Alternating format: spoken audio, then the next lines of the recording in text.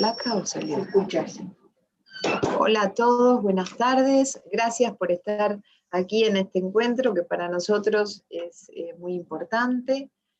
Contamos con la presencia de la doctora Cecilia de Cabo. Ella es una amiga y compañera de muchos años. Compartimos la residencia en el Hospital Durán. Luego muchísimos años aquí en la unidad de neonatología del Sanatorio Tamendi como coordinadora. Y luego, bueno, el tiempo quiso que busque otros horizontes y así se orientó hacia Canadá. Con gran esfuerzo logró una posición muy destacada, es médica neonatóloga en Winnipeg, profesora asistente de la Universidad de Manitoba y codirectora del programa de seguimiento neonatal de la misma universidad. Realmente para nosotros contar con la posibilidad que Cecilia nos cuente, sabiendo cómo es nuestra realidad, cómo funciona un sistema tan organizado de salud como es Canadá, es muy importante. Quiero destacar que hacer seguimiento realmente es un compromiso enorme. Toda la gente que hace seguimiento, nuestros colegas, compañeros médicos, enfermeras, estimuladoras, todo el equipo que implica el seguimiento, sabemos de la dedicación tan importante que tienen, muchas veces sin la valoración tan necesaria que se tendría que tener. Sabemos que acompañar familias que además tengan algún tipo de hándicap, sus chicos, no es algo fácil, y sin embargo, la verdad que es muy, muy loable y muy importante. Así que vamos a contar, y ya he visto muchísimos nombres de gente amiga, compañeros que se dedican al seguimiento desde hace tanto tiempo y que seguramente nos brindarán aportes muy destacados, y contaremos con la doctora Lidia Giudice, que coordina la red de seguimiento de la ciudad de Buenos Aires como panel reactivo, pero por supuesto que esperamos las preguntas a través del chat. Bueno, Ceci, cuando vos quieras, te esperamos. ¿Se escuchó todo lo que dije yo? Sí. Pero me escuchan, ¿verdad?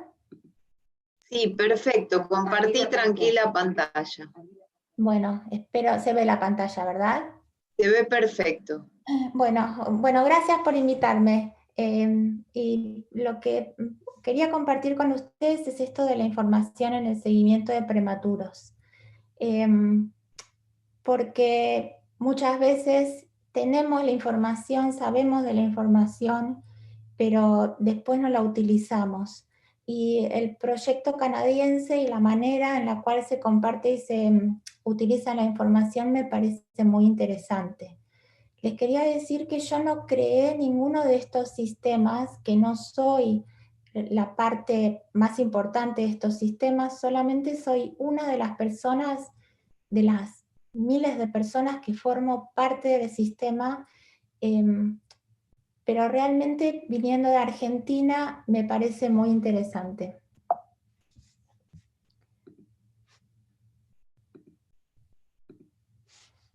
Los objetivos de mi charla son colocar las redes canadienses en contexto para la práctica diaria, mostrar las distintas redes de información en neonatología de Canadá y su evolución en el tiempo, porque las redes de información de seguimiento vinieron de redes de información en neonatología, mostrar nuevos proyectos basados en redes de información y su utilidad práctica para mejorar la calidad de atención, y mostrar mi ciudad como ejemplo de implementación de esos cambios.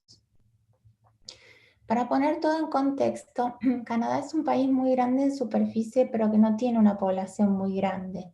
La población es un poco menos que Argentina, 37,5 millones, pero la superficie es más de 3 veces más grande, 10 millones de kilómetros cuadrados. Esto quiere decir que tenemos una población que está dispersa. Son 10 provincias y 3 territorios. La salud se organiza a nivel provincial, o sea, cada provincia es responsable de la salud de sus habitantes, pero el sistema en todo Canadá es público y gratuito.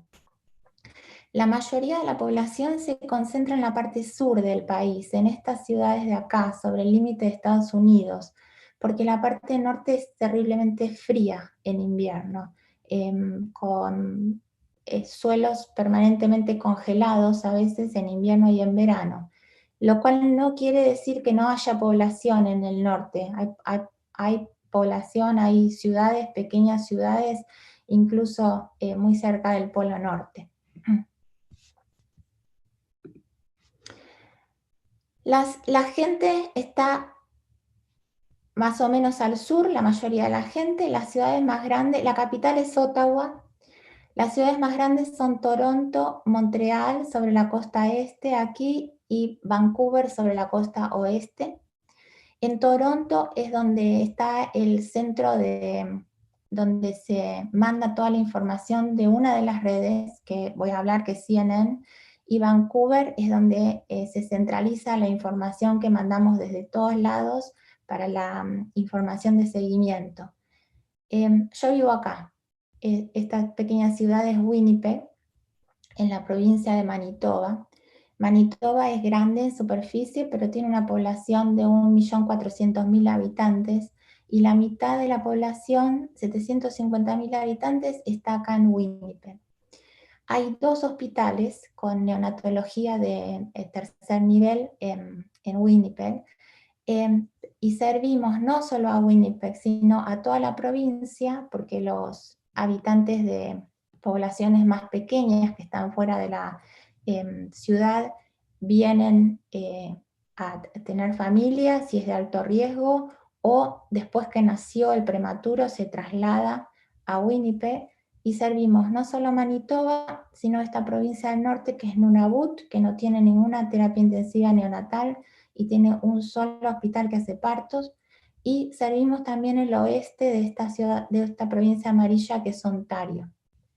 Con lo cual nuestro, digamos, servicio se extiende mucho más que a nuestra ciudad, por el sistema como está organizada la salud en el país. En Canadá, cada sistema de seguimiento de prematuro tiene su propia organización, y esa propia organización depende de la población a la cual va a servir y a las necesidades que tengan. Para nosotros, para el sistema de Manitoba, nuestro sistema está organizado de la siguiente manera. Hay una identificación del neonato de riesgo. Tenemos una enfermera en cada hospital que va una vez por semana a la unidad y identifica a los neonatos que van a calificar para ser seguidos. Esos pacientes se citan y se ven y se hace una evaluación que para nosotros es alrededor de los 6 meses de edad corregida, pero en otras provincias se hace antes. Cuando hacemos la evaluación, evaluamos crecimiento, la vista, la audición, el desarrollo madurativo y problemas médicos. Depende de esa evaluación, intervenimos, mandamos a los pacientes a distintas consultas, terapias, terapia ocupacional, fisioterapia, terapia del lenguaje, soporte en la comunidad, soporte social. También tenemos un rol en educación, porque los residentes de pediatría rotan vienen básicamente un par de días a ver lo que hacemos como parte de su rotación por pediatría de neurodesarrollo, enfermeras de neonatología, terapeutas. Los residentes de posbásica de neonatología hacen un mes de rotación con nosotros para tener una idea de lo que es el seguimiento. Y también tenemos un rol en investigación en mejoría de la atención.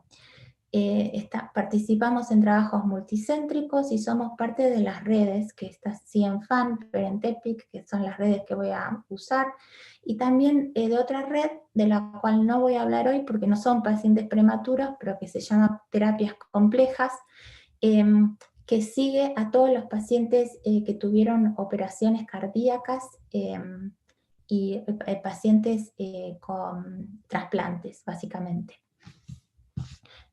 O que tuvieron ECMO.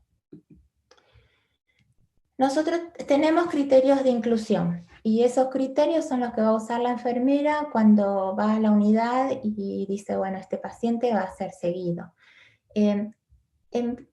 Nosotros en Manitoba decidimos que en vez de edad gestacional iba a ser peso de nacimiento, entonces seguimos a todos los menores de 1500 gramos, con lo cual es básicamente todos los menores de 30 semanas, más o menos, y hay unos bebés con retraso de crecimiento intrauterino también, que merecen ser seguidos. Esas son la mayoría de nuestros pacientes, pero también vemos encefalopatía hipóxico-isquémica, y para decir que tienen encefalopatía hipóxico-isquémica seguimos los criterios de CNN, que es otra base de datos que voy a usar. Pacientes que tuvieron convulsiones neonatales, aunque no entren por otro criterio, anomalías del sistema nervioso central, hemorragia intracraniana, aunque sean mayores de 1500 gramos, ACV o stroke, no sé si ACV es una buena traducción al castellano, de bebés, meningitis, hiperbilirrubinemia si es muy alta o si requirió exsanguíneo transfusión, infecciones congénitas como STORCH que afectan el neurodesarrollo, y anomalías congénitas, síndromes que afecten el neurodesarrollo. Hipertensión pulmonar, otras como displasia broncopulmonar, pacientes que requirieron ECMO, eventos hipóxicos severos, si un paciente tuvo un arresto cardiovascular y estuvo hipóxico, lo seguimos, hernia diafragmática, por supuesto, cardiopatías complejas, y después los referidos, que pueden ser pacientes que nacieron en otros lugares y se mudaron a Manitoba, o pacientes que se nos perdieron por cualquier razón, porque fueron transferidos a otros hospitales antes de que se dieran el alta y que la enfermera no tuvo tiempo de enrolarlos, o por cualquier razón, y el pediatra o algún otra persona de salud los refieren.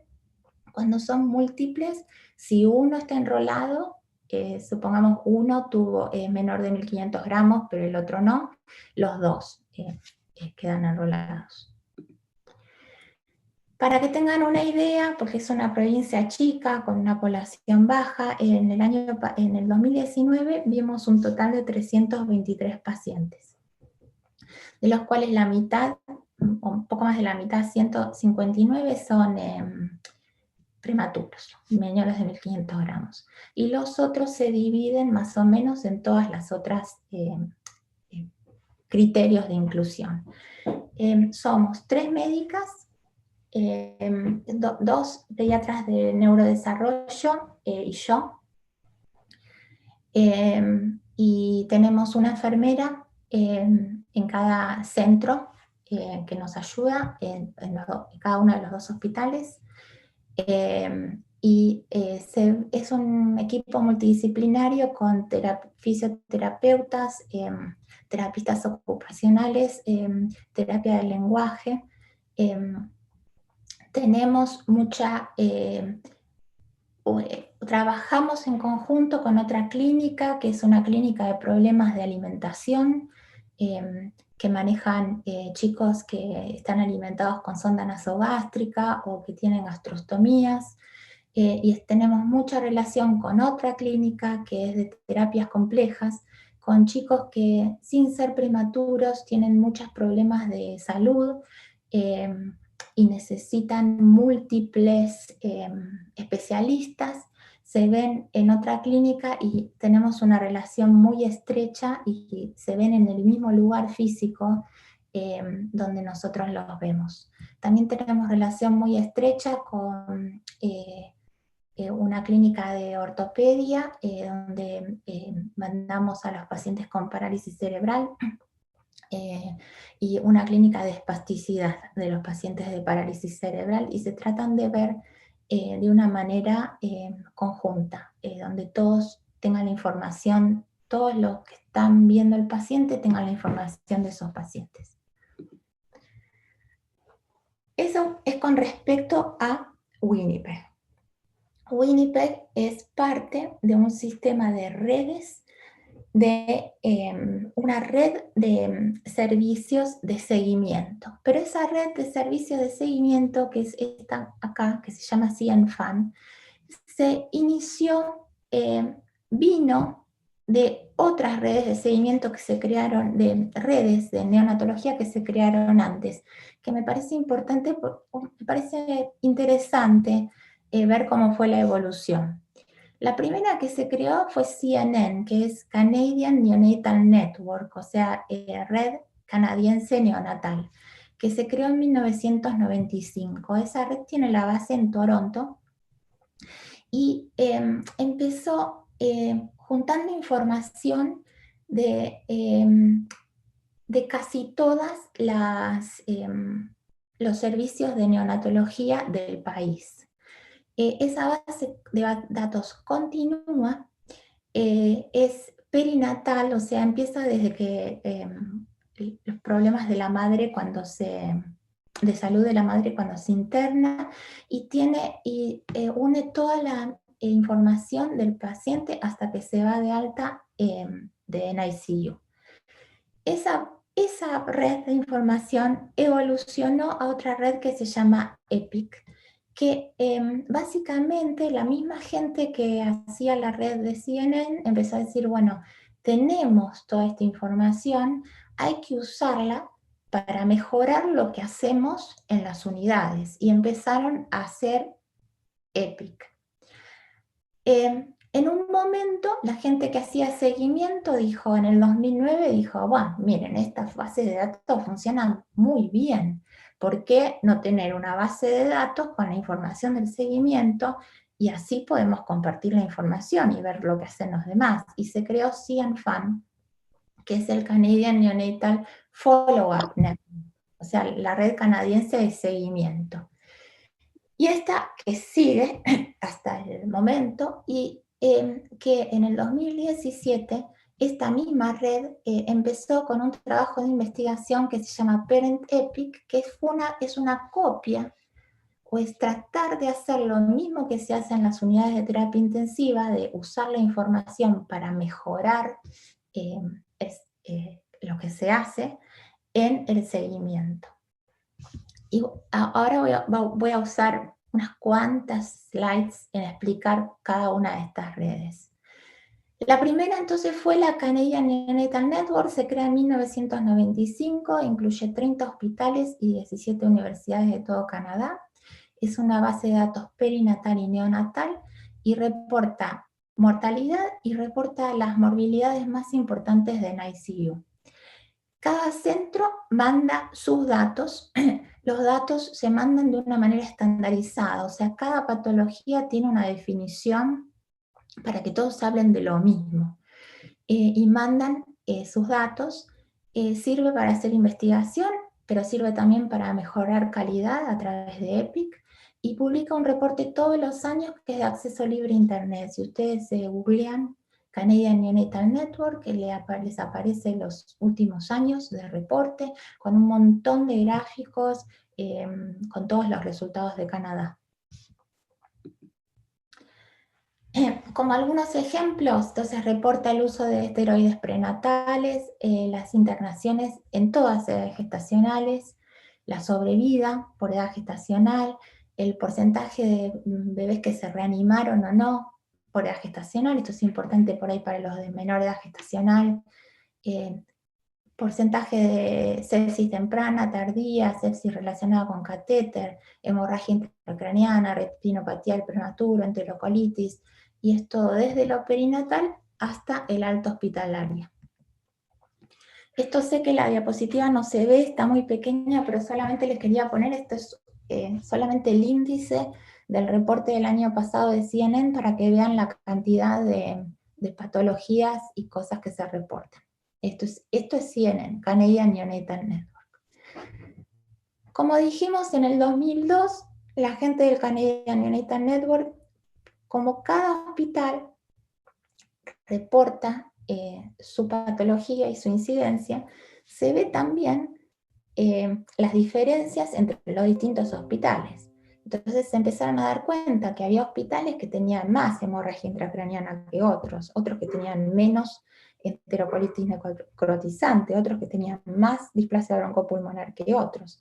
Entonces empezaron a decir, bueno, escúchame, ¿qué pasa? Que algunos tienen más que otros. Tenemos que hacer algo para mejorar. O sea, los que tienen menos que otros probablemente hacen algo muy bien. Y los que tienen más que otros puede ser que hagan algo que no está tan bien. Compartamos información y veamos qué podemos hacer para que a todos nos vaya mejor. Entonces se creó esto que es EPIC. Y empezó como un trabajo de investigación en el 2002 y agarraron 12 centros y dijeron, bueno, vamos a ver, 6 centros mejoren infecciones nosocomiales y 6 centros mejoren displasia broncopulmonar. Se hicieron grupos en los distintos centros, se juntaron a buscar información basada en la evidencia, con publicación, con datos específicos, qué se puede hacer para mejorar displasia pulmonar, qué se puede hacer para mejorar infecciones intrahospitalarias. Se juntaron entre los 12 centros, se reunieron, armaron un equipo y empezaron a implementar esas prácticas. Y lo que vieron al final del estudio era que mejoraron la incidencia de displasia broncopulmonar y infecciones nosocomiales, y que incluso en los centros que el target era infección nosocomial, mejoró la displasia broncopulmonar también, porque cuanto menos infección, menos displasia. Entonces, este estudio, que se creó como un estudio, que primero tenía una subvención de un instituto gubernamental para hacer todo el estudio, se acabó el estudio, se perdió la subvención. Lo mismo pasó con CNN. Al principio empezó como algo subvencionado como parte de un estudio de investigación. Luego ese estudio se acabó, se publicaron la información y se perdió la subvención. Pero la mayoría de los hospitales reconocieron que esto era muy importante y trataron de seguir mandando la información y de seguir formando parte de estos grupos EPIC, incluso sin ningún soporte de plata. Y cada uno lo trata de hacer de la mejor manera que puede, consiguiendo la plata de donde puede. EPIC es un sistema bastante organizado que usa unos ciclos que se llaman PDSA, que son Plan, Do, Study, Act en inglés, que son ciclos tomados de control de calidad.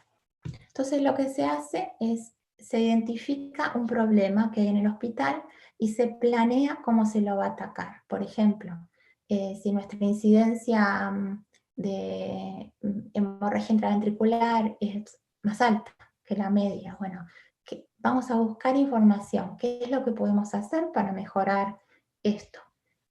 Es pequeñas porciones, solo tomemos 2 o 3 cosas que podemos hacer y las implementamos. Una vez que las implementamos, al tiempo, revemos, a ver qué nos pasó, tuvimos problemas en implementar esto, ¿por qué esto nos sirvió? ¿Por qué esto sirvió? Y sobre esos problemas que surgieron o que vimos que surgieron, actuamos para tratar de mejorarlos. Y después planeamos otra cosa que podemos hacer, y es en pequeños pasos. Los que hacen parte de EPIC tienen como un pequeño entrenamiento de esto, de cómo crear estos ciclos, y así es como se lleva a cabo. Entonces, los distintos centros usan EPICS y esos centros PDSA para mejorar las complicaciones que son más relevantes para sus centros. Por ejemplo, si en Winnipeg nosotros tenemos una de las incidencias más bajas de displasia broncopulmonar. Entonces, para nosotros displasia broncopulmonar no es un problema, pero sí fue un problema en un momento infección intrahospitalaria, o es ahora un problema hemorragia intraventricular. Entonces, sobre eso es lo que trabajamos. A su vez, es muy colaborativo porque, por ejemplo, como Winnipeg tiene una baja incidencia de displasia broncopulmonar, los hospitales que tienen alta incidencia de displasia pulmonar nos preguntan a nosotros, ¿qué hacen ustedes? ¿Cuáles son las normas? ¿Cómo ventilan ustedes a los pacientes? Para ver cuáles son las diferencias y ver lo que ellos pueden implementar. Nosotros hacemos lo mismo con hemorragia intraventricular. ¿Qué hacen ustedes distinto que nosotros podemos cambiar? Entonces es extremadamente colaborativo. Los distintos hospitales crean como unas comisiones, cada una, si tenemos varios problemas, cada comisión que está representada es multidisciplinaria, médicos, enfermeras, dietistas, farmacéuticos, el que sea que va con el problema, y esas comisiones son las que se encargan de tratar de enfocarse en esas soluciones. A su vez, los hospitales crean comisiones, cada centro crea su comisión, las distintas comisiones se unen y crean paquetes de información. Por ejemplo, hay un paquete de displasia pulmonar, un paquete de enterocolitis necrotizante, donde, otra vez, basados en la evidencia y en las prácticas de los distintos lugares, se arma como una pequeña guía de lo que se recomienda hacer para mejorar esas patologías. EPIC tiene una reunión al año, que en general es en Toronto. Este año va a ser obviamente por Zoom, donde se junta la gente, presenta lo que hicieron en los distintos hospitales, los ciclos PDCA, cómo lo hicieron, comparte, y es multidisciplinaria, van médicos, enfermeras, y en las últimas reuniones padres, porque para ver la opinión que tienen ellos y lo que piensan que se debería hacer en las unidades. Entonces ya hablé de CNFAN, ya hablé de EPIC, hablé de CNN en la unidad, hablé de EPIC, que se enfoca en usar la información de CNN para mejorar problemas, y ahora voy a CNFAN, que es Canadian Neonatal, el follow-up, o sea, las redes de seguimiento. Es una red de programas de seguimiento de Canadá. Cada programa sigue haciendo lo que el programa hace habitualmente. Por ejemplo, nuestro criterio para enrolar a los pacientes es exactamente el mismo. Nuestra estructura es exactamente la misma. Pero lo único que hacemos es compartir la información. CNFAN es multidisciplinario, no es solo médicos, es médicos, terapeutas, enfermeras, asistentes sociales. Está creado a partir de la red neonatal y está ligada la información a CNN, o sea que toda la información que se tiene del paciente de seguimiento se liga a la información de ese mismo paciente desde que nació, y se tiene toda la información junta. Y se hace para facilitar investigación, colección de datos, transmisión de conocimiento y mejorar la calidad de atención y los resultados a largo plazo de los pacientes de seguimiento. La misión, otra vez, es mejorar el cuidado del recién nacido y niños en riesgo de problemas a largo plazo. Los objetivos, desde que se creó, fueron establecer una red de profesionales, o sea que todos, cada tanto nos reunamos y compartamos información y vemos lo que hacemos todos juntos. Estandarizar los sistemas de evaluación, porque muchas veces depende de las publicaciones que uno lee, lo que evalúan es distinto, el test que usan es distinto, la edad es distinta, lo que se considera como importante es distinto. Entonces, hablemos todos de lo mismo. Estandaricemos las definiciones, qué es lo que para nosotros es importante prevenir que tenga un niño cuando crece, que sale de la NICU. Crear una base de datos para tener esa información, enlazarla con el paciente desde que nace, usar esa información para mejorar la calidad de atención y los resultados a largo plazo, y advocar por los pacientes, asegurando que el conocimiento se lleva a la práctica. Porque puede ser que recabamos la información, que descubrimos que hay un problema y hay que advocar por ahí más allá de la unidad de terapia intensiva. Hay que hacer cambios que van más con el colegio, o hay que hacer cambios que van más con la atención después de que el paciente se va de alta. Y toda esa información se puede utilizar para eso. Acá es de una manera gráfica, o sea, red de programas con una evaluación estandarizada. Los datos se ponen todos juntos, se comparte la información, se identifican las mejores prácticas, se traduce la evidencia a la práctica, otra vez se vuelve a testear si eso sirvió para algo y a ver si hay que hacer otro cambio. Ese es todo el objetivo del CIANFAN. La estructura, hay un director y un codirector. La directora es Ann Sines, que fue a hablar a Argentina, que me parece que las conocen. Y hay una comisión directiva que tiene que tener miembros médicos, pero también no médicos, y que se une, ¿sí? Es por votación de todos los miembros, votamos creo que cada 2 años o 3 años. Fondos, porque esto es importante para todos. Esto consume tiempo y es un montón de esfuerzo. Porque a los chicos se decidió, que después voy a explicar, para los fines de CIANFAN, tener una evaluación toda la misma entre los 18 y los 21 meses de vida, y hay que asegurarse que el chico venga, hay que hacerle el test, hay que recabar los datos, hay que mandarlos a la base de datos. Luego el centro, que esto es en Vancouver, de base de datos, tiene que procesar la información. Esto consume tiempo y consume dinero. Los fondos inicialmente, cuando se creó, en el 2009, empezaron con fondos de investigación.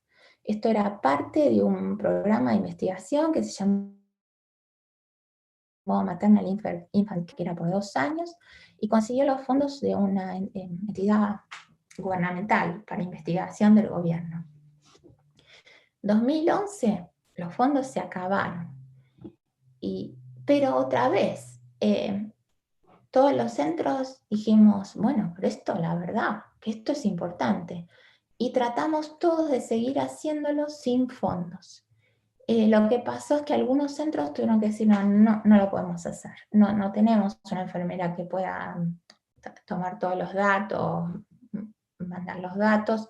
Algunos se retiraron. Pero la mayoría siguieron. Y en el 2017 hay otro trabajo de investigación, que es el PERENTEPIC, y otra vez hay fondos con ese trabajo de investigación. Con esto, de que empezó como un trabajo de investigación, después se perdió, ahora volvió como trabajo de investigación, hubo 2 eras del CIANFAN. Una del 2009 al 2011, que había fondos que se evaluaron a todos los prematuros menores de 29 semanas, entre las 18 y 21 meses de edad corregida. Entre el 2011 al 2017, que no había fondos. Con esto de que no había fondos, actualmente son 26 centros, y entre el 2009 y el 2016 se evaluaron 6.432 chicos, de los cuales 5.863, o sea, la mayoría, pero no todos, se pudo linkear los resultados con el CNN. Hay un reporte en internet del 2019 de los niños nacidos entre el 2009 y el 2016, que está publicado. Además de recabar datos y tratar de publicarlos y ponerlos todos juntos, el CIANFAN va más allá de eso. Hay reuniones que son por teleconferencia o por teléfono, 4 veces al año, donde más o menos se pone una agenda de problemas que pueden ser basados en estas redes de información o basados en otros problemas comunes que se ven en el desarrollo, en el seguimiento, y ver cómo se solucionan. Por ejemplo, ahora en las últimas reuniones lo típico es decir, ¿cómo están haciendo ustedes para seguir con el COVID? Porque no se pueden ver los pacientes. Y cada uno pone sus ideas y realmente uno se dice, sí, hagamos lo que están haciendo en Edmonton, porque la verdad, y esa compartir de información que es a veces en una forma informal o más informal, sirve para mejorar la calidad de atención.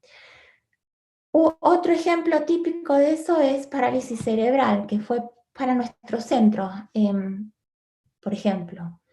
En el 2017 surgió el problema de que estábamos, en general, se diagnosticaba parálisis cerebral tarde, entre el año y medio, cuando hay evidencia que dice que la parálisis cerebral se puede diagnosticar o al menos identificar a los pacientes que son de muy alto riesgo de parálisis cerebral ya antes de los 6 meses.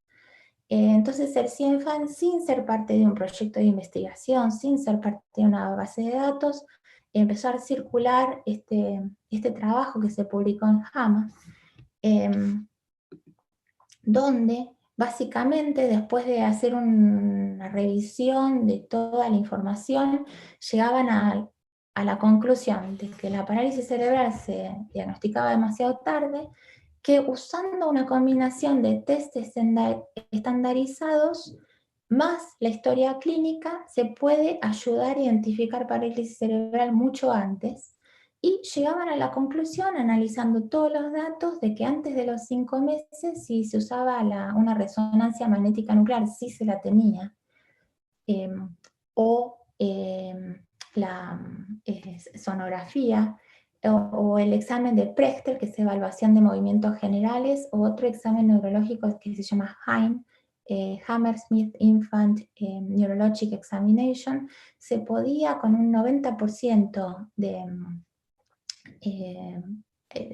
sensibilidad predecir parálisis cerebral, y después de los 5 meses, de nuevo con la resonancia, el HINE y este otro Developmental Assessment of Young Infants. Cuando surgió esto, lo que hicimos entre todos fue decir, bueno, vamos a buscar, yo hice un curso del Prechter,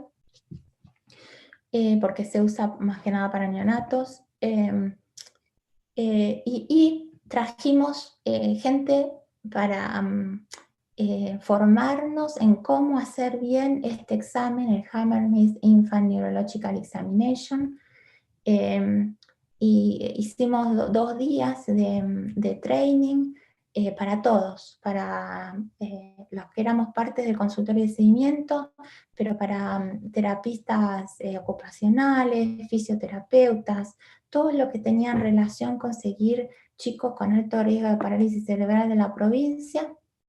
Hicimos todo el curso y lo empezamos a implementar. Y hicimos eso junto con un algoritmo para tratar de identificar antes parálisis cerebral y tratar de hacer todas las interconsultas necesarias antes. Y eso surgió a partir de CIENFAN. Volviendo a lo que se publicó de CIENFAN, entonces lo que pasa con CIENFAN es que todos los pacientes nacidos menos de 29 semanas de edad gestacional se juntan, bueno, algunos se murieron, otros no se pudieron ver, porque pasa que muchos no vienen, se pierden, se mudan, los padres no los traen, otros no consienten, porque para usar la información necesitamos consentimiento de los padres. Toda la información no está, no está identificada, no está por nombre y apellido. Se pone un número de identificación que después se linkea al número de CNN. Pero si el padre dice, no quiero que se comparta mi información, ese paciente ya no entra en el dato. Entonces, los que se vieron, 6.400, los que se pudieron linkear, 5.863, 500 no se pudieron linkear porque a veces no es tan fácil linkear, porque hace falta una persona que tome el número, que linkee. En el caso nuestro de Winnipeg es fácil porque la misma enfermera que hace el data entry de CNN es la que hace de CNFAN, pero para otros centros no es tan fácil. Y se linkeó información de 5.863 pacientes, desde 2019 al 2016. Y como dije, se estandarizaron las definiciones. Dijeron, bueno, ¿qué es lo que vamos a medir? Porque miramos todo lo mismo y vamos a poner que para nosotros es importante si el paciente tiene esto o esto. Y estas son las definiciones que se publicaron, que yo las traduje al español. Entonces dijeron, bueno, ¿qué vamos a medir? Nosotros vamos a medir si el paciente tiene un problema motor, cognitivo, de lenguaje, de audición o de visión. Y vamos a decir, ¿tiene una discapacidad significativa o tiene un déficit de neurodesarrollo, pero que no es tan significativo? Entonces, ¿qué va a ser para nosotros significativo y qué va a ser para nosotros un déficit, pero que no es significativo? Entonces dijeron, bueno, motor, parálisis cerebral, obviamente, pero va a ser significativo si es la clasificación motora es 3 o más. Va a ser un déficit si tiene cualquier tipo de parálisis cerebral, pero si es 1 o más, pero es significativa solamente si es 3, 4 o 5. O si tiene un test de Bailey con un resultado motor menos de 70, va a ser significativo, pero cualquier cosa que sea menos de 85 va a ser un déficit, pero no va a ser discapacidad significativa. Les recuerdo que el test de Bailey, o sea, a todos los pacientes a los 18 y 21 meses se les hace el test de Bailey. Ahora empezamos a hacer el 4, pero en el momento hasta el 2016 era el 3. Les recuerdo que la media de los resultados es 100 y un desvío estándar es 15. O sea que menos de 70 es menos de dos desviaciones estándar del promedio, y 85 es un desvío estándar del promedio. Por eso acá es déficit y acá es significativo. Para cognitivo, el test de Bailey, menos de 70 o menos de 85. Lenguaje, test de Bailey, menos de 70 o menos de 85. Para audición, se tomó como una discapacidad significativa que tuviera que usar un audífono o un implante coclear.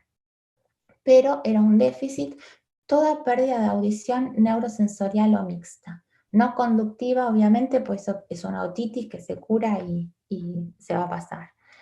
Para visión era significativa si era un déficit bilateral, pero era déficit si era unilateral o bilateral. Para visión, la manera de decir si el paciente tiene un déficit es o por un reporte del oftalmólogo. Si no hay reporte del oftalmólogo, si hay signos clínicos muy evidentes de que el paciente no ve, como un nistagmo que se mantiene, o hay una cicatriz en el ojo, es déficit. Y si no tiene eso, y no tenemos el informe del oftalmólogo, es que no puede haber un objeto de 1 centímetro a 30 centímetros de distancia. Y lo que se usó es el chirio, el cereal que se pone, es un chirio de esos, se lo pone al paciente sobre un fondo blanco, una mesa, y si él no lo ve a 30 centímetros se pone que tiene un déficit, y si no, no. Si es que no hay el informe del oculista. Acá es solamente para recordar lo que es la clasificación motora de parálisis cerebral, porque no es lo mismo. Parálisis cerebral es un gran espectro. Esto solamente sé que es básico y es solamente para recordar, pero no es lo mismo. Uno puede tener parálisis cerebral y es correcto el diagnóstico, pero no es lo mismo tener un nivel 1 que el chico puede correr, subir la escalera, pero que tiene algún problema en balance o en coordinación, con un nivel 5, que es un paciente que no puede caminar, está en silla de ruedas, que no mantiene la cabeza y que tiene otros problemas motores como de deglución. Por eso es que el CIENFAN dijo, bueno, nivel 3, 4 y 5, que ya es un paciente 3, que la mayoría de los casos tiene que usar una silla de ruedas, va a ser discapacidad significativa, pero el 1 y el 2, que sí tiene parálisis cerebral, pero puede caminar por su cuenta, va a ser un déficit. Entonces, a los 18 o 21 meses se le hace el Bailey, se hace un examen neurológico y se define si el paciente tiene parálisis cerebral y qué nivel tiene. Y ese nivel está totalmente definido por un algoritmo, que todos seguimos el mismo algoritmo, o sea que para el CIENFAN todos tratamos de definir el nivel 1, el nivel 2, nivel 3 de la misma manera. Con todos esos resultados que se vieron desde el 2009 hasta el 2016, llevó bastante tiempo procesar todos los datos y se llegó a un reporte. Se vio que de todos esos 5.800 y pico con parálisis cerebral, los de 22 semanas son muy poquitos, son 58 pacientes nada más, por eso es que este resultado posiblemente no tenga una validez estadística. Pero lo que se ve, que si los más chiquititos, bueno, entre sospechada y definitiva un 17%, eso baja bastante a las 28 semanas, sospechada y significativa 7 y definitiva 7, pero si no 5%. Audición no es un problema realmente grande porque hasta los de 23 semanas, si ustedes consideran severo, es un 7%, y eso va bajando, pero igual consideren que déficit de audición no es mucho en los prematuros, pero es 10 veces más que en la población general. Visión no resultó muy alta, porque 11% en 22 semanas, bilateral, y es bastante baja cuando se llega a las 28 semanas. Y donde sí se vieron más diferencias fueron en los Baileys cognitivos y en los Baileys de lenguaje, sobre todo. Cognitivos, sí, 20% a las 22 semanas tienen un problema serio cognitivo. Esto baja bastante, pero digamos 22 semanas no está tan mal. Motor, un 20% tienen problemas significativos motores a las 22 semanas, eso baja a las 28 semanas.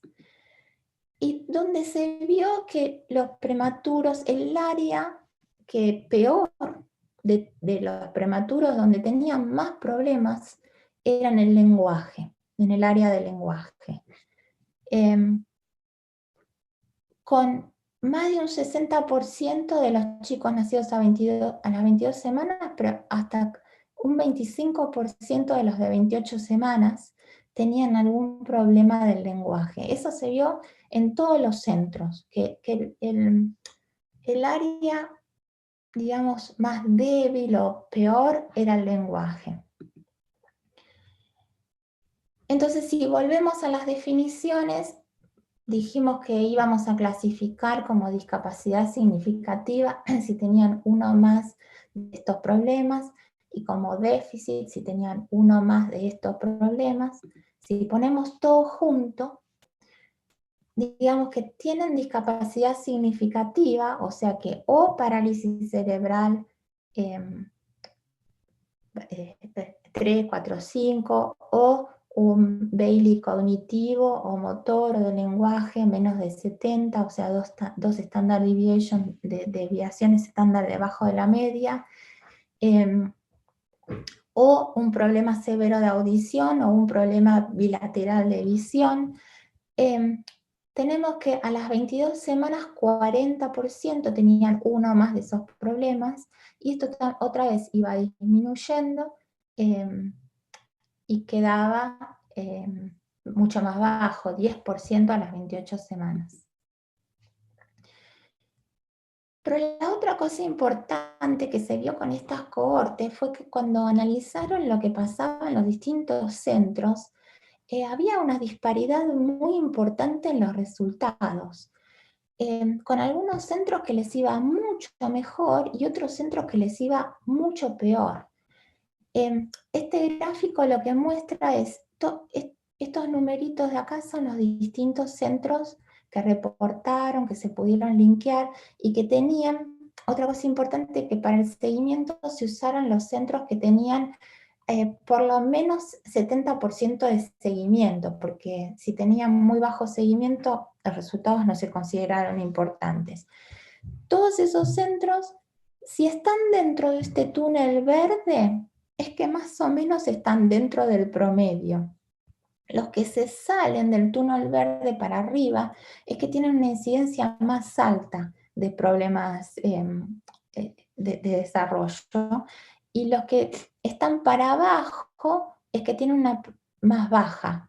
Y si no tocan este 1 es que la diferencia es estadísticamente significativa. Entonces ven que acá este centro estadísticamente significativa más alta, y hay acá dos centros que son estadísticamente significativas, tienen incidencia más bajas. Este centro de acá, el número 10, y este, el 21, que entra, pero apenas toca el 1, casualmente eran los dos centros de Winnipeg.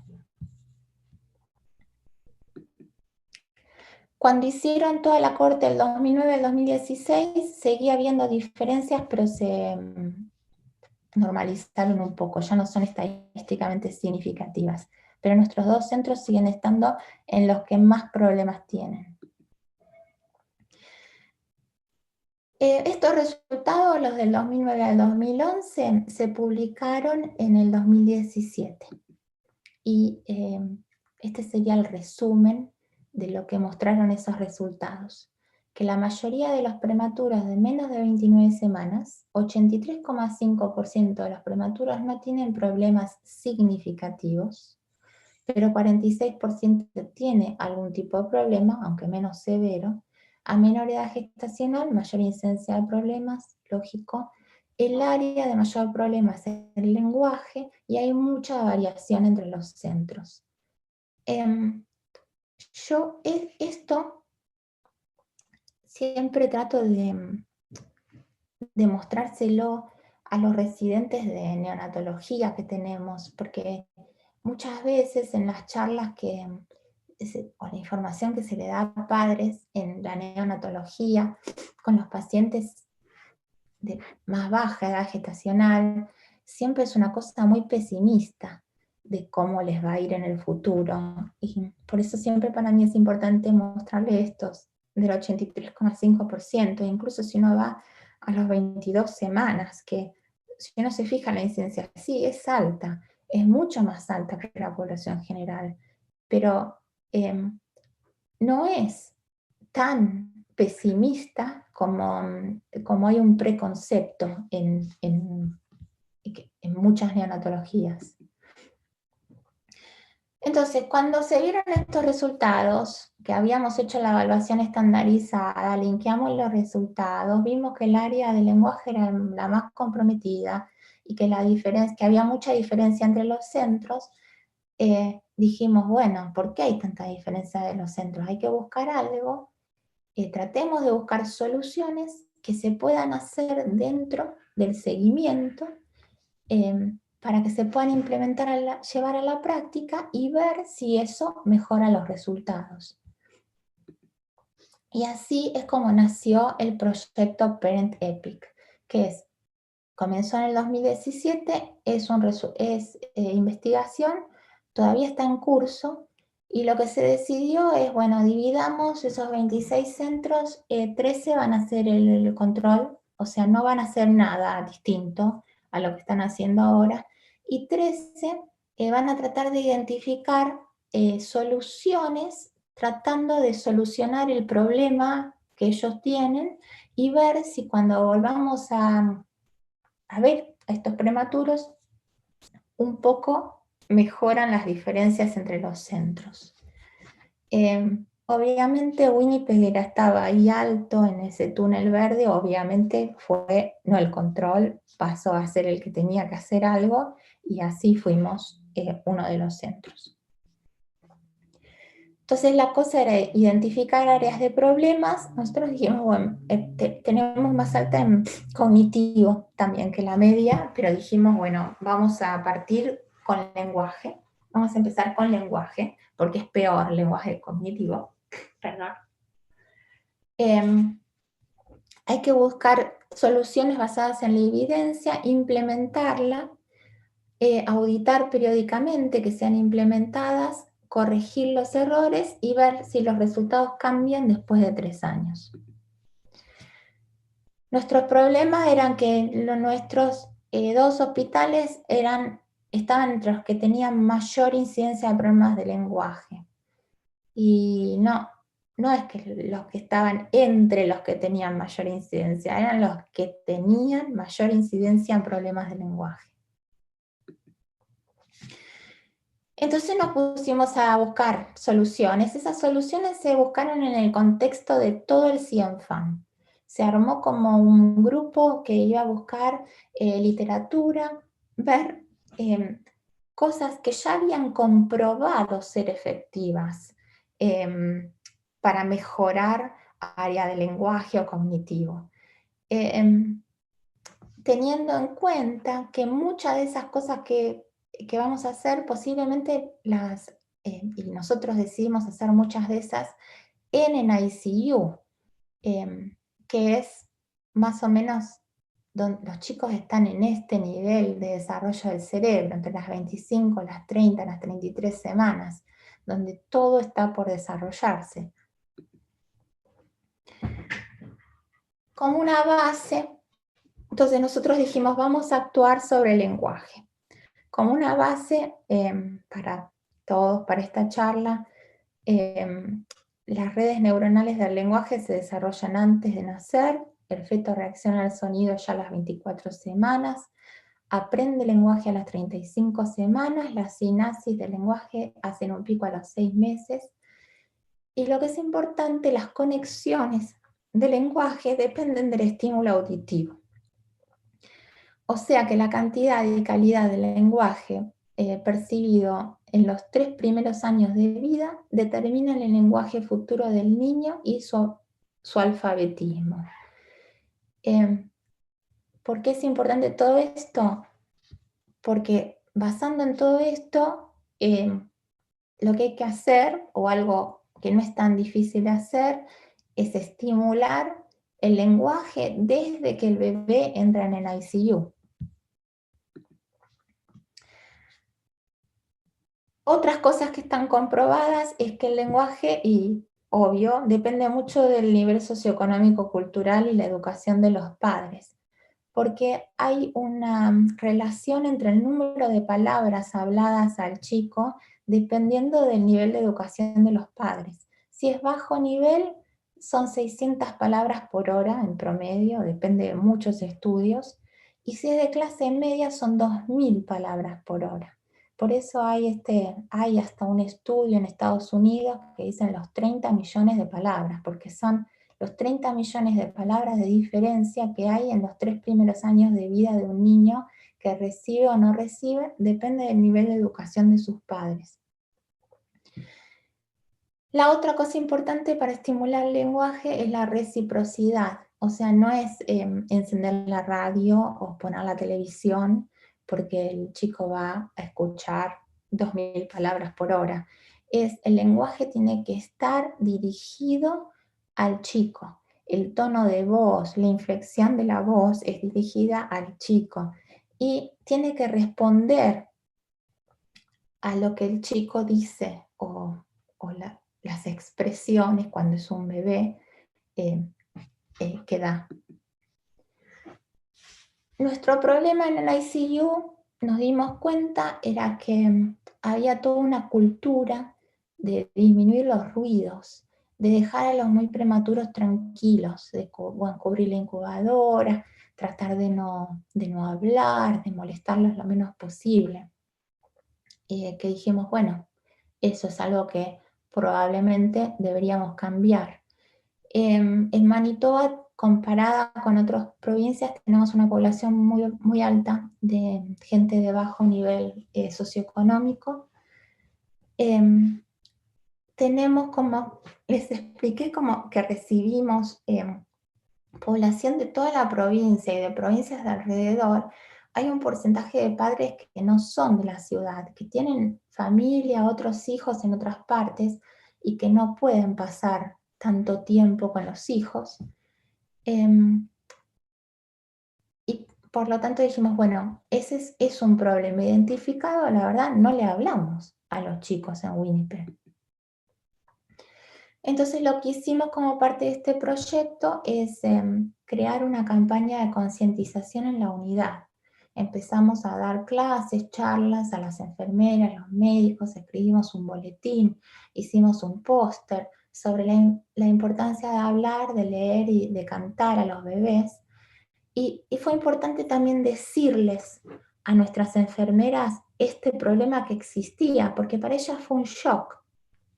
Fue un shock saber que los chicos que salían de ICU en Winnipeg tenían peor el área de lenguaje que en otras provincias. Y lo primero que dijeron es, cuenten con nosotros, hacemos lo que sea para mejorar esto.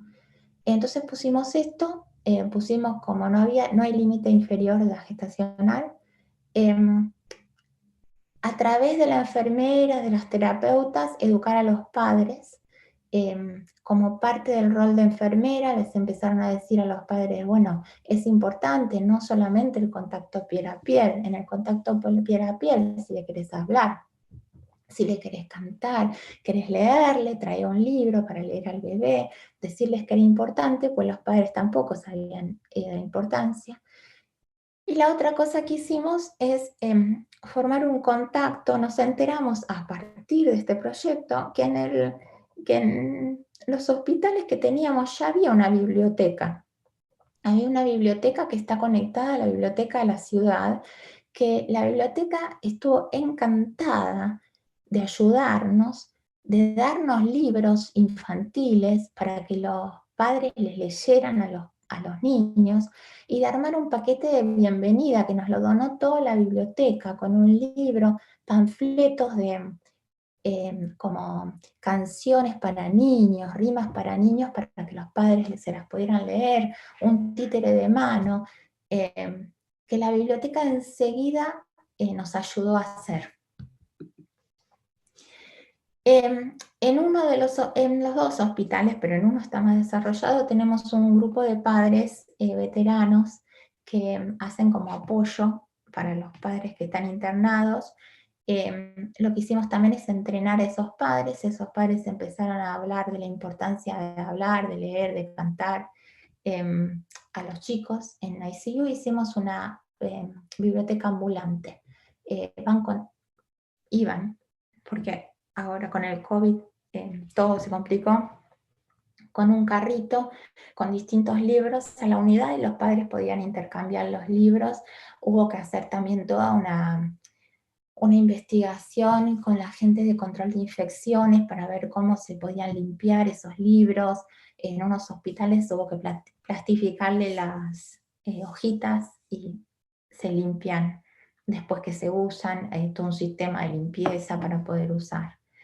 Y empezamos a usar voluntarios, se creó un sistema de voluntarios, ya había un sistema de voluntarios para alzar a los bebés. Como tenemos tanta población que los padres son de fuera de la ciudad, hay un sistema de gente voluntaria que va y los alza por 1 o 2 horas por día, que tienen también todo un entrenamiento, y se entrenó a esos voluntarios a que mientras los alzaban les leyeran o les hablaran.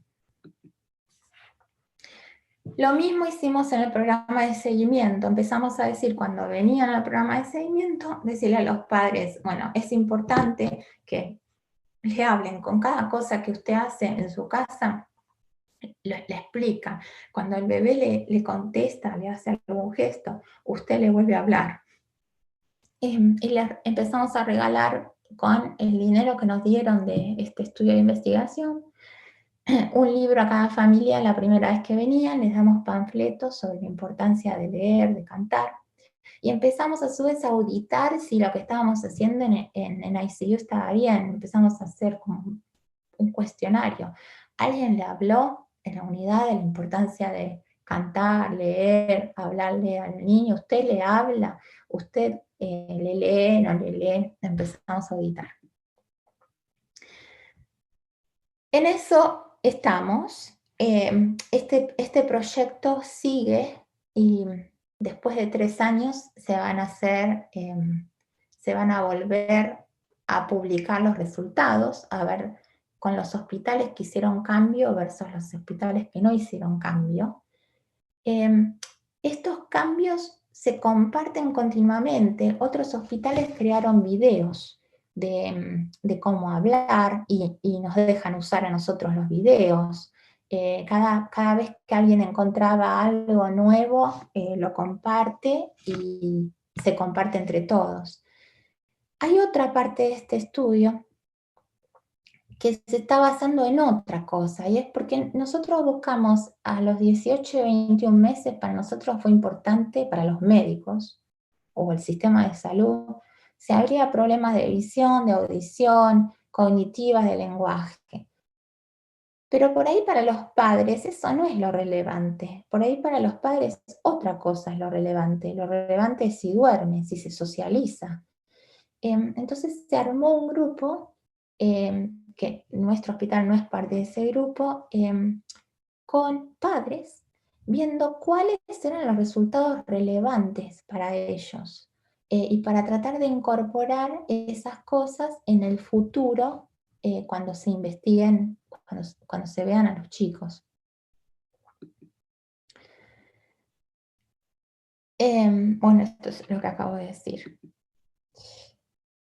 Conclusión, para concluir, las redes de información requieren organización, tiempo, financiamiento, proveen mucha información relevante a la práctica clínica y compartir las experiencias sirven para mejorar el resultado de todos, no solamente del que hace el estudio, no es solamente para publicar un trabajo, es realmente para verlo en los pacientes. Con esto termino. Esta es la sala de espera de nuestro nuevo centro donde vemos a los pacientes, que es nuevo y es hermoso. Muchísimas gracias, Cecilia. Qué hermoso lugar. Vamos todos para allá ahora. Excelente tu charla, realmente con aspectos relevantes de gran importancia. Nos sorprendió y para bien los números en relación a los bebitos de 22 y 23 semanas que tienen ustedes. Y además, como algo tan importante y relevante, el hecho de asumir, y decíamos, como está Cecilia, seguro que se dice toda la verdad absoluta, así que cómo ustedes revelan adecuadamente los errores para poder aprender de ellos. La verdad que muchísimas gracias por todo. Yo quería darle, hay mucha gente amiga de seguimiento que seguro va a ir, por favor les pido si pueden ir mandando las preguntas a través del chat, y quería que o le habilitamos el micrófono, pero en primera instancia, primero quería que la doctora Lidia Giudici, que es la coordinadora de la red del CABA, de Ciudad de Buenos Aires, si querés, Lidia, hacer algún comentario o tu experiencia, y luego, bueno, a toda la gente está Diana, Pato Fernández, Nelly, Ana Pedraza, no me quiero olvidar de nadie, hace seguimiento, Ana Galindo, bueno, toda la gente amiga. Así que, Lidia, esperamos tu comentario. Bueno, muchas gracias, buenas tardes a todos. Muchas gracias, Cecilia, por esta charla fantástica, por mostrarnos que es posible. Realmente estoy fascinada. Bueno, en la ciudad de Buenos Aires, como en otras partes del país, pero yo hablo de la ciudad de Buenos Aires, que es lo que me compete, Organizarnos en red es como bastante difícil.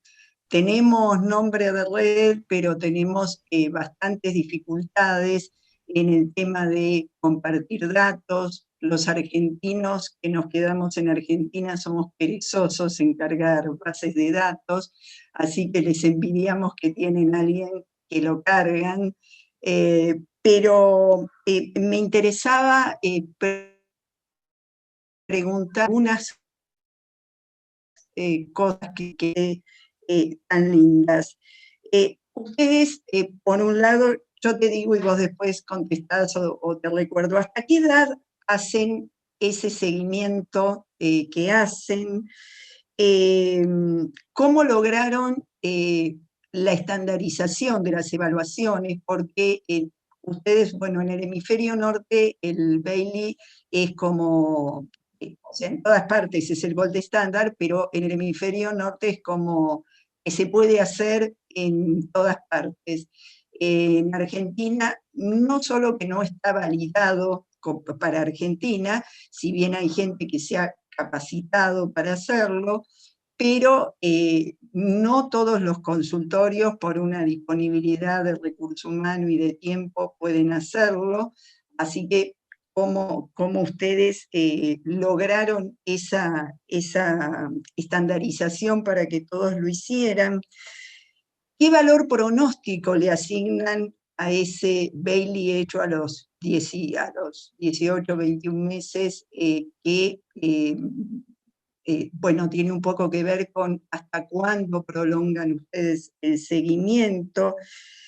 Y hay algo que me llamó la atención, como vos muy bien dijiste, lo de la combinación de Prestel con la evaluación de Haim, que es un elemento altamente predictivo de parálisis cerebral.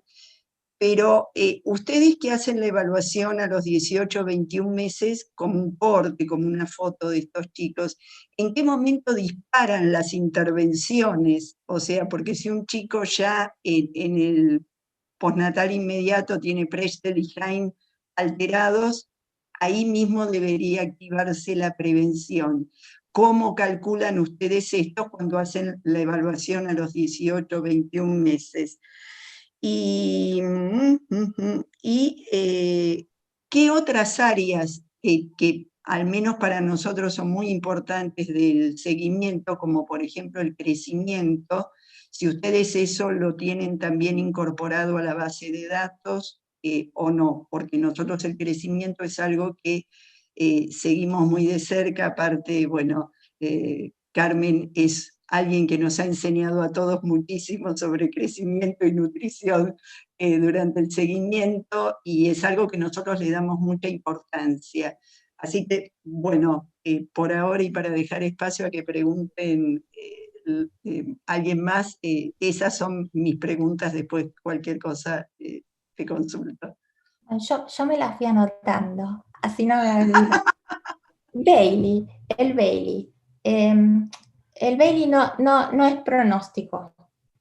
No sirve. Como vos dijiste, esto de los 18 a 21 meses es una foto. Es una foto y decir, este chico está acá ahora. Es una foto que no sirve, pero que no sirve para pronóstico, y eso se lo dicen los padres. Sí sirve para actuar en el momento. Si el Bailey, si tiene un problema de lenguaje, por supuesto voy a empezar a trabajar en el área de lenguaje o motora, pero no para pronóstico. ¿Cómo hacemos el Bailey? El Bailey es caro, el Bailey hay que pagarlo. El Bailey lo hacen en mi centro. Bailey, uno puede hacer un curso, después hay que hacer un video, mandar una serie de videos para que uno lo acrediten. Lo puede hacer un médico, una enfermera, terapista ocupacional. En nuestro hospital lo hacen varias terapistas ocupacionales y 1 o 2 psicólogas que tenemos. ¿Qué les tenemos que pagar? Porque el sistema es público y porque esto y por lo otro, nos hacen un precio que no es caro para Canadá, son $100 por Bailey. Pero el Bailey es un test. El Bailey está hecho, se hace en Estados Unidos, se creó en Estados Unidos para población de habla inglesa. El Bailey no está validado para otros idiomas, por ejemplo, no está validado para habla francesa. No sé si está validado para español. Nosotros, Canadá tiene una población francesa, y por eso se eligió la edad de 18 a 21 meses, porque a los 18 y 21 meses se pensó que el lenguaje no influía tanto en los resultados del Bailey. Cuanto más grande es, como ustedes saben, el Bailey se puede hacer hasta los 4 años. Cuanto más grande es el chico, el lenguaje empieza a tener mayor incidencia en el test. Entonces dijeron, 18 o 21 meses, lo hacemos 18 o 21 meses, y lo podemos usar para chicos de habla francesa también, porque no hay una importancia tan grande. Ahora, Bailey. Bailey es... ¿por qué se usa Bailey? Porque es el más común que se publica en los estudios de neonatología, pero se podría usar cualquier otro test. Se podría usar cualquier otro test que es mejor, más rápido y que se puede usar mejor en la población.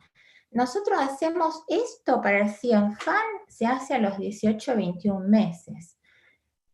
Pero nuestros prematuros, lo que hacemos nosotros, si el bebé tiene un peso de nacimiento menos de 1000 gramos, cuando se va de alta del hospital, ya se va con una, se refiere a terapias, se va con el turno para ver a una terapista, el que lo ve en general a los 2 meses, 3 meses de vida.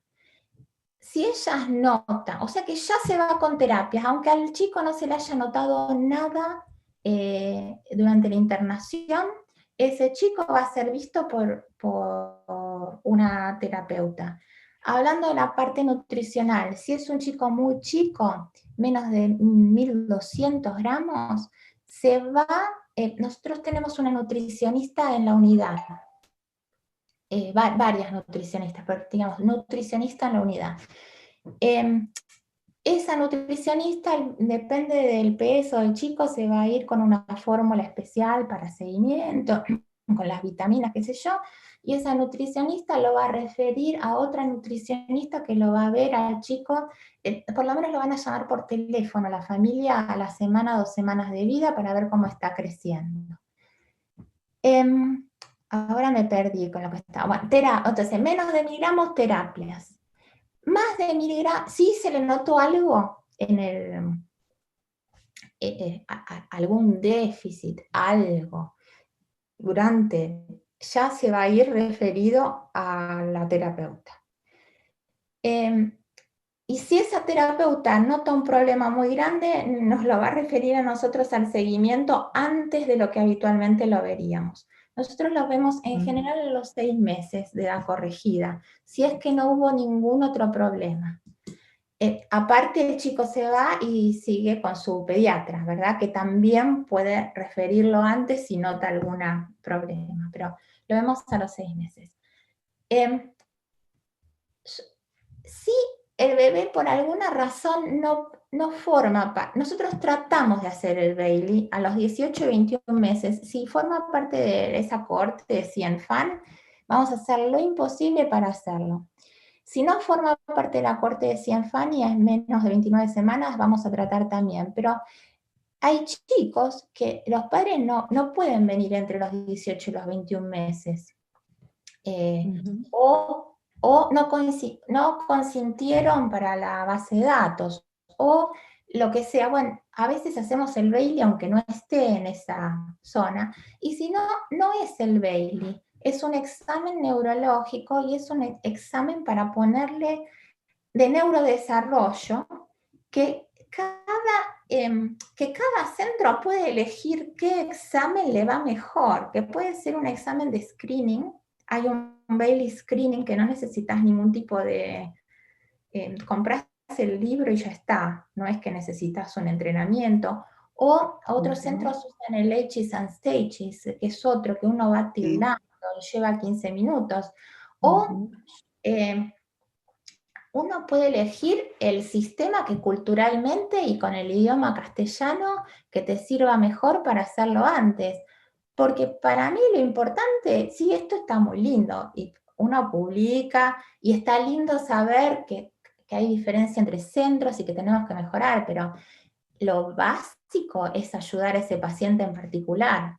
Entonces, primero, sí, a los 18 y 21, sí, para publicar, pero antes de los 18 ya lo vimos, ya lo referimos. Si lo veo a los 6 meses y tiene algún problema que no se captó antes, ya lo refiero a las terapias. Si tiene un problema neurológico, me parece parálisis cerebral, ya lo refiero a todo. Y después, a los 18 y 21, le hago el Bailey, le hago todo el protocolo para que esté estandarizado, para que entre a la base de datos del CIENFAN. Después, ¿cuánto los vemos? Tratamos de verlos. ¿Por qué se eligió 18-21 para CIENFAN? Por esta cosa del Bailey con el idioma, esa es una.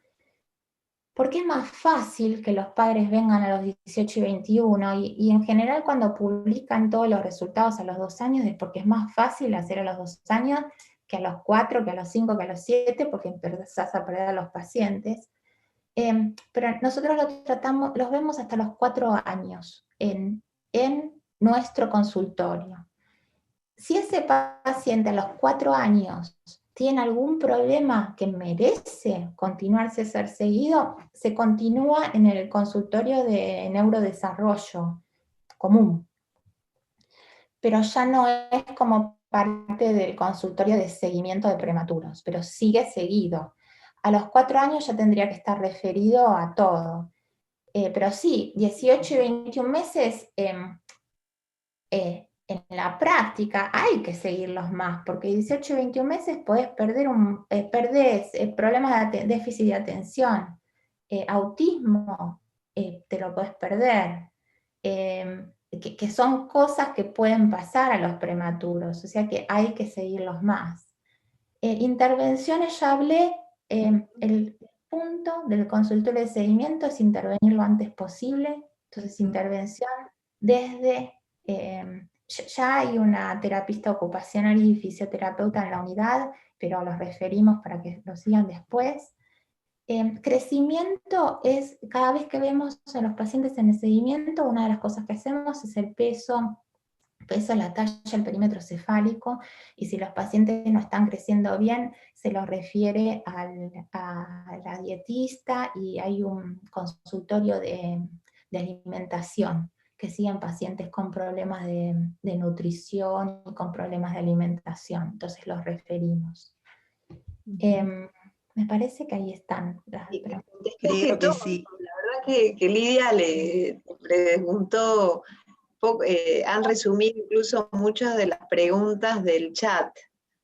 También tenemos algunas manos levantadas. Antes de eso, quería, si podés, contestar algunas preguntitas del chat que complementan las preguntas de Lidia, y es si todos tienen acceso a las terapias en el sistema de salud de ustedes.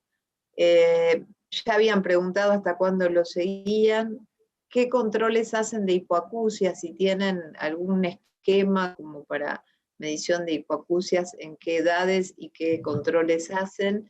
Y uno de los médicos, el doctor Macarone, pregunta si es la primera visita, es a los 6 meses, entonces en el consultorio de seguimiento, y después le damos lugar a la doctora Abervig Ruth, que también levantó la mano. Acceso a terapias, sí, o en las terapias son gratis, porque el sistema de salud es público.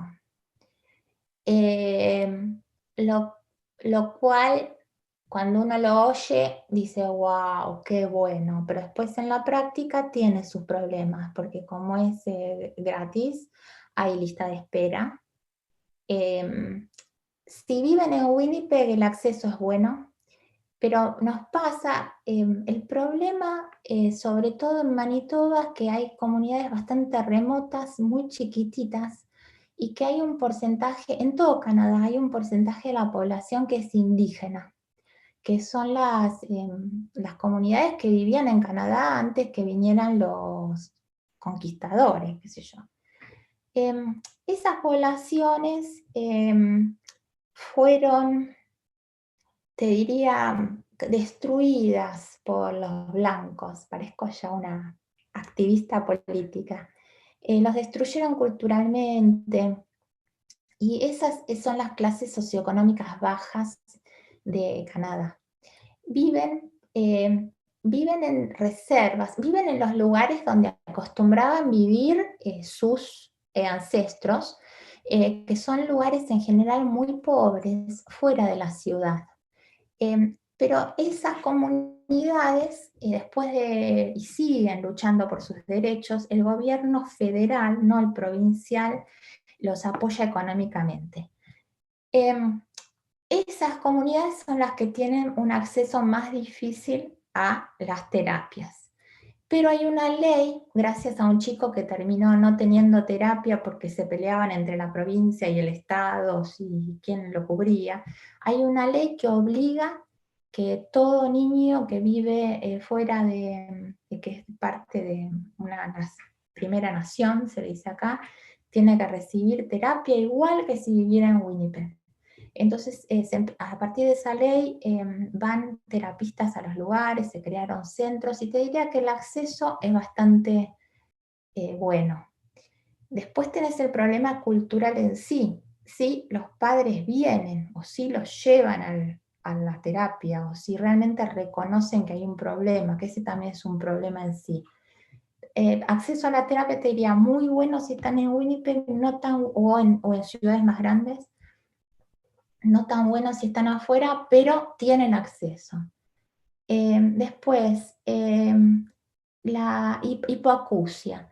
Hipoacusia, bueno, está igual que en Argentina, yo creo que sí, igual que hay que hacer el screening, ¿no? Antes que se vaya de alta, de audición. En Argentina, ¿sigue la ley? Sí, sí.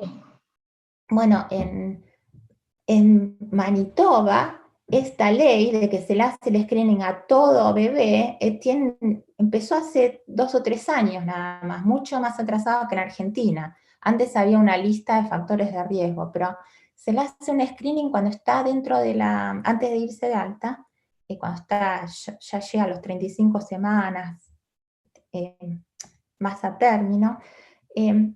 Todo bebé prematuro va, porque tiene mayor riesgo de hipoacusia, entre los 6 y 8 meses el servicio de audiología vuelve a citar a los padres, les mandan una carta, los llaman por teléfono y hacen otro de audición.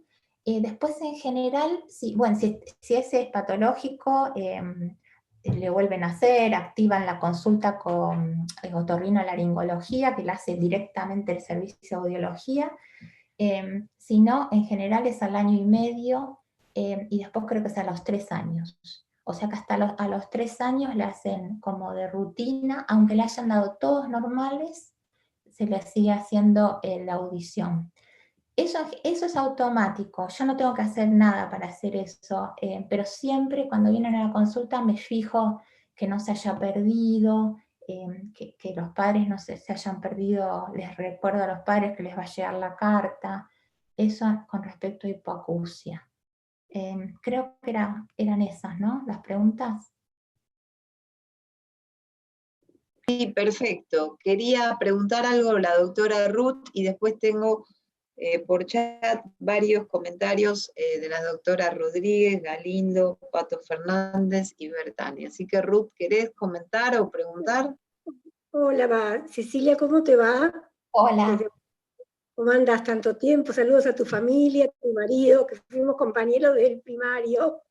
Sí, Juan siempre se acuerda de vos. Sí, escúchame, quería comentar a todos que, hablando del Bailey, en el año 2015 hay una adaptación hecha española para poder utilizarlo con la lengua española, que se hizo en Barcelona, y que es muy buena, y agregó varias modificaciones al Bailey común, sobre todo la parte atencional y del lenguaje, así que hay una adaptación hecha por profesionales y es muy buena, desde el año 2015, que se utiliza para la lengua española y también portuguesa.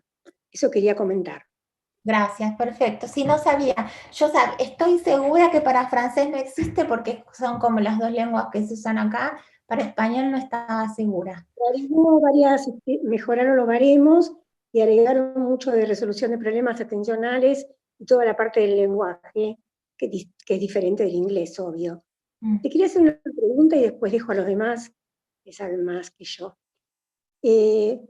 Con el hecho esto de que vos comentaste, se empezó a hablar más en la terapia. Viste que hablaste de las terapias, que nosotros tenemos siempre tapadas las incubadoras. ¿Desde qué momento lo están haciendo? No hay límite de edad gestacional. No controlan la incubadora, nada de eso. La incubadora sigue tapada. Lo mismo, ¿viste? Se trata de hacer todas las cosas juntas, de no molestar al paciente, la posición, todo lo mismo. Pero lo que se empezó a hacer y que no se hacía, y que por ahí para acá Winnipeg fue un gran cambio, pero por ahí es obvio para ustedes, es que, por ejemplo, cuando la enfermera hace algo con el paciente, cuando lo va a cambiar, cuando lo va a alimentar, el paciente está despierto, ahí le habla, le canta, le habla, le dice algo y se le dijo a los padres, bueno, cuando ustedes están con el paciente, obviamente si el paciente está como despierto, ¿no? O cuando hacen el piel a piel, cantale, hablale, léele un librito cuando se le lleva para que los leen, y no pusimos, desde que nacen, no pusimos un tope bajo de edad gestacional. Obviamente, todo esto, si tengo un paciente de 23 semanas que está con 4 drogas vasoactivas, sedado porque tiene los parámetros respiradores están recontra alto, un tubo de neumotoras, qué sé yo, sí, la madre la va a tocar un poquito, le va a hablar, pero no es que le va a estar leyendo el librito, porque la madre más vale va a estar llorando en un rincón. Imagino. Dentro de las posibilidades, ¿verdad? Entonces ustedes, la gente que hace seguimiento, ¿cuándo toman contacto con los niños? Porque de alta van según como quién decide, el neonatólogo de la terapia, si va a un terapista y sigue con su pediatra. Ustedes hasta los 6 meses no lo ven, los chicos. Tal cual, se va con el... y todo esto cambia, depende de la provincia donde estés, porque por ejemplo en Toronto los ven a los 2 meses, creo, la primera vez. Pero por ejemplo en Winnipeg funciona de esta manera. Cuando se va el paciente de terapia intensiva, se le asigna un pediatra. Si el paciente ya tenía un pediatra porque lo eligió de antes, porque tiene hermanitos, va a ese pediatra. Si no tenía, se le asigna un pediatra. Y ese pediatra lo va a ver a la semana de vida la primera vez, si no requiere antes por alguna razón. Ese pediatra se decide, los pediatras tienen como una lista de guardia. Entonces, depende del día que haya nacido el chico, qué sé yo, por ejemplo, yo soy pediatra y yo estoy de guardia esta semana y la otra. Todos los chicos que nazcan esta semana y la otra me los van a asignar a mí. Mientras, cuando no, ahora con el COVID no están viniendo a la terapia, pero si no, lo que hacen en general es venir y se interiorizan de cómo vienen unas por semana y se ven cómo está el chico y se comunican con los padres. Ahora no están viniendo por el COVID, pero bueno, les llega un resumen de la historia clínica, lo que pasó al chico, y ese es el pediatra que los va a seguir. Perfecto. Después sí, las terapistas ya están como las terapistas de la unidad, las terapistas fisioterapia, que serían como las kinesiologías, sería, ¿no? O estimulación temprana. Es una carrera universitaria acá, fisioterapia y terapista ocupacional. Fisioterapia... Sí, nos quedan poquitos minutos y hay varias Bueno, preguntas. sí, nosotros. Bueno, que sigan las otras preguntas. Un beso, Cecilia, gracias. Un beso. Te queríamos preguntar acá del chat, bueno, la doctora en relación, yo te pregunto varias y vos algunas ya respondiste. ¿Cuál es, cómo hacen la adaptación en la pandemia? ¿Han visto cambio en la prevalencia de ciertas enfermedades? La doctora Galindo, ¿qué incidencia de deserción tienen? Bajar la deserción si es que tienen aumentada. Y la doctora Diana Rodríguez hace referencia a cómo manejan o si toman en cuenta el estrés postraumático en las madres y esa influencia en la crianza de los chicos. Las preguntas, perdón para todos, las preguntas que no se lleguen a contestar, muy generosamente la doctora Cecilia de Cabo la va a contestar y nosotros se las haremos llegar a través de alguno de los grupos. Perdón, Ceci, perdón. Muy generosamente, me gustó. Bueno, pandemia. La pandemia es un desastre. La pandemia fue un desastre. La pandemia arruinó todo, arruinó la biblioteca, los grupos de padres dejaron de los voluntarios. Recién ahora empezamos la biblioteca de nuevo con una persona sola, pero ya no dejan venir más a las personas para alzarlos. Está todo como en un parate, tratamos de hacerlo mejor, pero es un desastre. ¿Cómo hicimos con el consultorio de seguimiento? Tratar de hacerlo lo más que podemos por Zoom. Y yo le estaba contando por lo menos la parte médica. Le estaba contando antes a Carmen que yo cuando me dijeron tenés que hacer por Zoom, y dije, por Zoom no sirve para nada, pensé. Por Zoom no puedo hacer un examen neurológico, no puedo ver lo que están haciendo. Y me di cuenta después de hacerlo que uno puede sacar mucha información por Zoom. Obviamente no, uno no lo puede tocar, no le puede hacer el Jaime. Pero se puede ver el tono muscular, le pido a los padres que muevan un poco las piernas, les pregunto si tienen asimetrías, y después en la parte de jugar, me pasó que muchos hacen muchas más cosas que en el consultorio, porque están en la casa, los hermanos dan vuelta, el perro le ladra, y uno ve cómo se mueven con toda esa interacción, que es mucho más enriquecedora por ahí que una visita al consultorio. Entonces, por ahí en algunas cosas fue mejor, en otras cosas fue peor. Los pacientes que tenemos que se ve que tienen problemas, a los padres dicen, es un problema, eso los vemos, igual los hacemos venir, lo mismo las terapias, hacen mucho por Zoom y otros vienen a que los veamos. Deserción es un problema. Nosotros tenemos 83% de seguimiento entre los dos hospitales,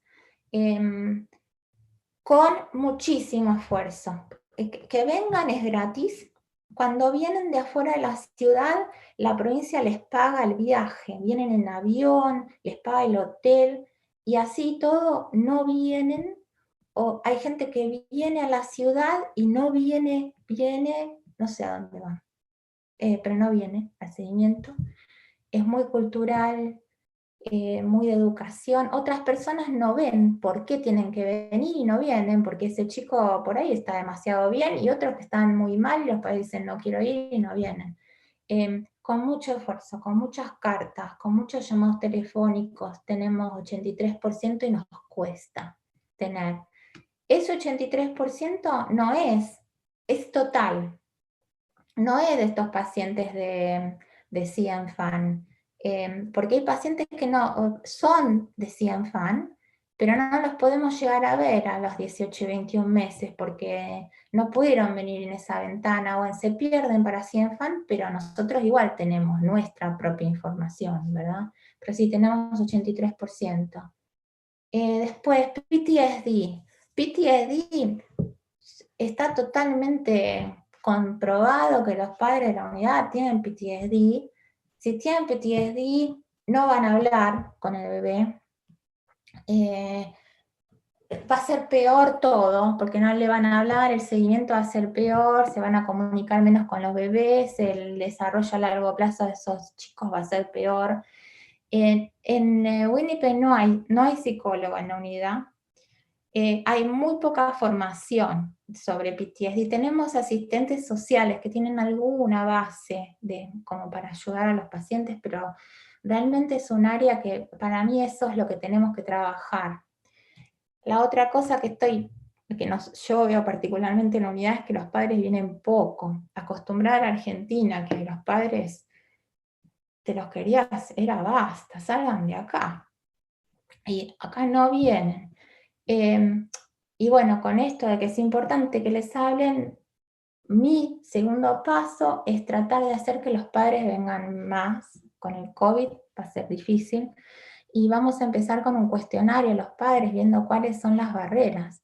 Pues sabemos que algunos padres, el hospital es público, pero el estacionamiento es muy caro, por ejemplo. La comida es cara. Con el COVID había una parte para los padres que sacaron la heladera, cerraron la pileta porque no quieren que se junten.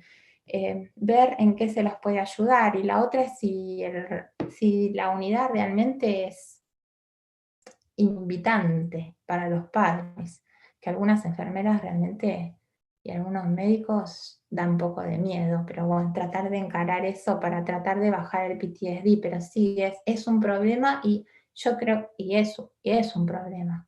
Y creo que acá en Winnipeg por lo menos estamos incluso menos equipados que en muchos lugares de Argentina para esto, para el PTSD. Gracias, Ceci. Ahora, por último, la pregunta es, ¿a qué edad desertan? Y yo ya te agradezco, te quiero mucho, y le paso el micrófono a la doctora Cristina Ocio, que va a hacer el cierre. Todas las preguntas, como les dije, las vamos a contestar en estos días. Ceci, ya sabés, te voy a mandar todos estos mensajes. Adelante, la doctora Ocio. Chao.